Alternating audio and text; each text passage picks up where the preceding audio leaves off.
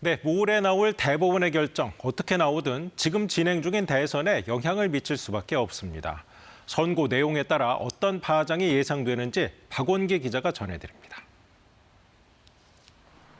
대법 전원 합의체가 맡고 있는 이재명 후보의 선거법 상고심 재판엔 조희대 대법원장과 대법관 11명이 참여합니다. 이 가운데 과반이 동의하는 결론이 판결의 주문이 됩니다.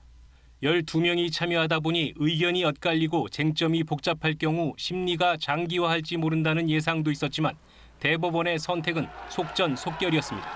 관심은 이제 어떤 결론이 날지에 쏠리고 있습니다. 만약 대법원이 검찰의 상고를 기각할 경우 이 후보는 무죄가 확정됩니다. 이 후보로선 대선 전 사법 리스크를 상당히 털어낼 수 있습니다.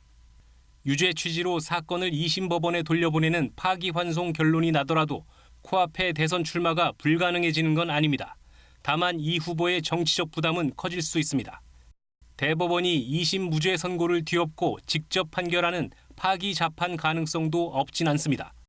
만약 벌금 100만 원 이상의 형이 선고되면 이 후보는 대선 출마가 불가능해집니다. 다만 파기 재판은 최근 10년 내 선거법 사건에서 무죄가 유죄로 뒤집힌 사건이 한 건도 없을 만큼 나올 가능성이 희박하다는 게 법조계의 중론입니다. KBS 뉴스 박원기입니다.